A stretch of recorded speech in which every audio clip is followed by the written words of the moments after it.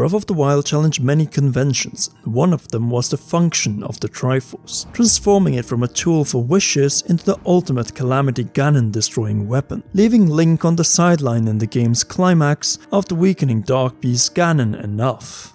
However, the true source of evil remains in Hyrule, and with it most likely a mighty return of the Triforce, which has always been the target of Ganondorf. Each encounter has always ended with a battle for the Holy Relic. In this theory, we would explain why the Triforce and the battle for it will most likely return inside Breath of the Wild 2. But before we get into any of that, make sure to leave a like and subscribe if you're new. Also, press that shiny notification bell to not miss any Zelda goodness.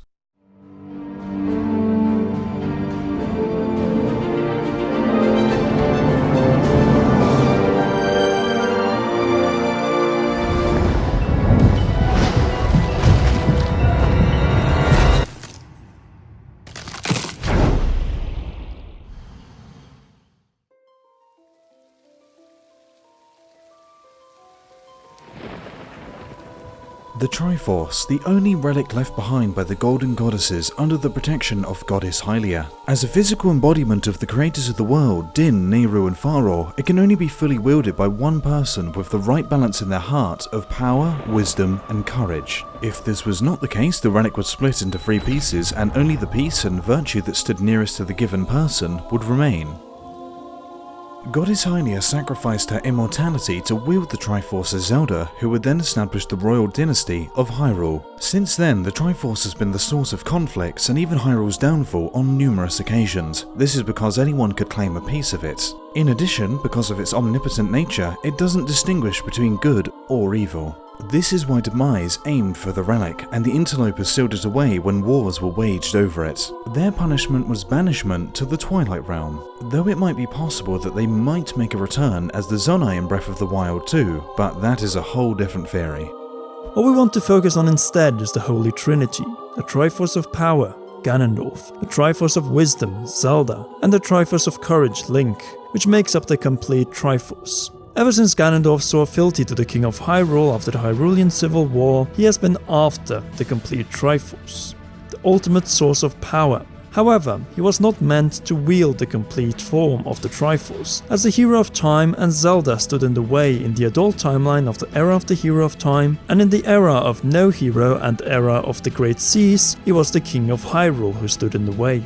In the Downfall timeline, Ganondorf only obtained the complete Triforce because he killed the Hero of Time, and then extracted the Triforce of Courage from his corpse, and by force took the Triforce of Wisdom from Princess Zelda, transformed into Ganon and held the complete Triforce as Ganon in the Dark World until he was reclaimed by the Hero of Legend. Then you had all the resurrections of Ganon, and of these only one wasn't a battle for the Triforce.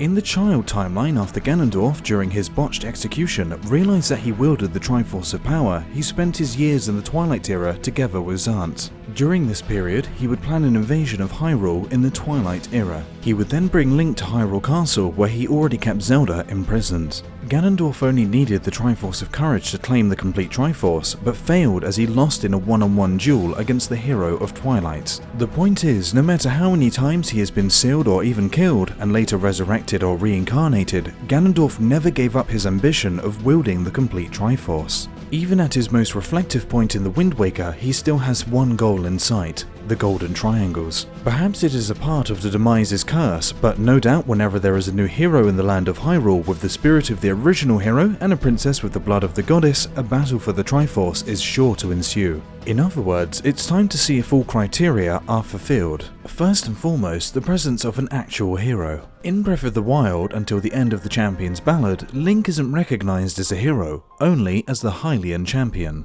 It is only after the battle against Monk Mars Koshia that the monk recognizes Link as the true hero of Hyrule. Zelda doesn't do the same until Calamity Ganon and Dark Beast Ganon are defeated. So yes, Link has the spirit of the hero, but isn't recognized as the hero until the very end of the game.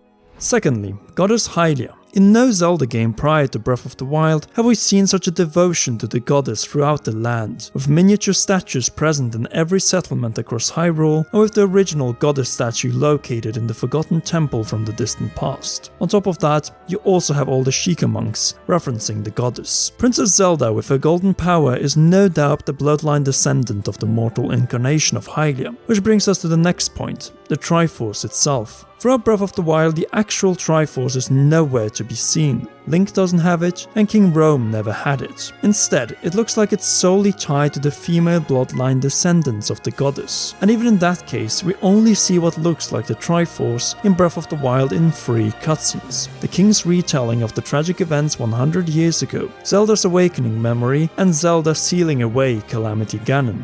No doubt, the Triforce is in Hyrule, and is likely complete and fully wielded by Princess Zelda, who inherited it from her deceased mother. Only unleashing the complete Triforce was a massive burden for Zelda, a burden she didn't overcome in time, which left her with only one purpose for the Triforce within her: redemption against Calamity Ganon. So, to sum it up, hero, check. Goddess, check. Princess Zelda free, check. Triforce most likely, check. That leaves us with one missing piece to the puzzle: Ganondorf. Not seen in a new timeline-based Zelda game since 2006's Twilight Princess, Ganondorf, or at very least his mummy, will make a sinister comeback in Breath of the Wild 2. Also with the longest hair in the series, which, funny enough, stands in contrast to Princess Zelda, who has the shortest hairstyle of any Zelda in the series so far. Besides that, the trio of power, wisdom and courage are reunited, comparable to the climaxes of Ocarina of Time, The Wind Waker and Twilight Princess. At this point, we need to ask, why is Zelda, who possibly has the Triforce within her, with Link to fight Ganondorf? They're putting all of Hyrule at risk. I guess the stakes are too high to leave her behind to Ganondorf's wrath. If Link is killed by Ganondorf like he was in the downfall outcome in Ocarina of Time, no Link and Zelda are there to kill Ganondorf. They are both needed to eradicate the source of the calamity. Obviously, this will not go according to plan. No, we'll have to wait for the confrontation in a gameplay perspective until Ganondorf gets stronger and unleashes the worst kind of evil on Hyrule, and most likely set all of it in flames. Even the areas that escaped the Great Calamity 100 years ago. How else are we supposed to surpass the half-breaking levels set by Majora? We need to see a war for Hyrule, where Link and Zelda will stand at the center of it. That is unless Ganondorf doesn't take Zelda hostage once again like in Ocarina of Time, The Wind Waker and Twilight Princess. But that is just too predictable and would seriously piss me off.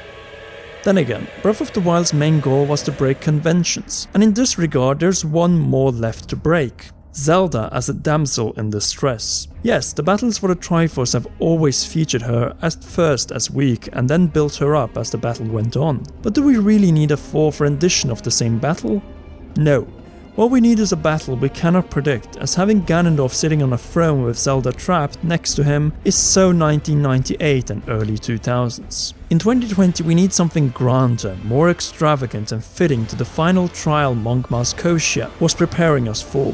And this is why we think Hyrule Castle is rising at the end of the reveal trailer, becoming the true final dungeon to Breath of the Wild 2, an area unreachable until we break our way in and storm Ganondorf's defenses, solve his puzzles, and finally confront him. No doubt Breath of the Wild 2 will not keep the status quo in Hyrule and make us, at the very least, as motivated as Link and Zelda in order to take on Ganondorf. Obviously, Eiji Aonuma and Hidemaru Fujibayashi aim to make sure the sequel surpasses the original, and one of the areas where this is the easiest to rectify is the final boss. Dark Beast Ganon did not feel like a final boss. Enraged Ganondorf, who once again finds himself in a land that he was imprisoned in for at least 20,000 years, is a worthy final boss. With the Triforce in play, there is no doubt that Ganondorf will do everything in his might to make sure he gets a hold of it. And this is another key to this confrontation. Ganondorf not being a beast, but rather a cunning, intelligent and furious commander who will want to murder Link and Zelda after they ruined his calamity and are now coming after him once again. A battle that will change the series. Ganondorf will wield his blade and aim to cut down Link and Zelda to get the Triforce and use it in its weaponized form for the most evil of intentions. As long as Ganondorf is alive, the confrontation for the Triforce is unavoidable. The kingdom cannot be restored and the land can't heal. This battle and war will require a long list of victims, including characters that were built up throughout Breath of the Wild, who we may have very well become very, very attached to. The battle for the Triforce this time will not be a simple showdown. No, it will reach the epic levels we saw in Majora's Mask, where the land is about to face its apocalypse and only we can prevent Ganondorf from his most evil campaign yet, not counting all the Hylians who perished in the calamity 100 years ago. Everyone with the exception of the Yiga clan and monsters hate Ganondorf in the era of the Wild. The Hylians, the Sheik of Kakariko, the Zora, the Gorons, the Rito, and most of all the Gerudo, Ganondorf's own tribe. Still, it is up to Zelda, and more so Link, to challenge Ganondorf in what Monk Master Koshia has teased to become the hardest final boss in the series. For the Triforce, the future of Hyrule to heal, and most importantly Link and Zelda's right to love each other and thus secure the royal line. Yes, we might be in for a battle for the Triforce that will make the one seen against Ganondorf in Ocarina of Time, the Wind Waker and Twilight Princess pale in comparison.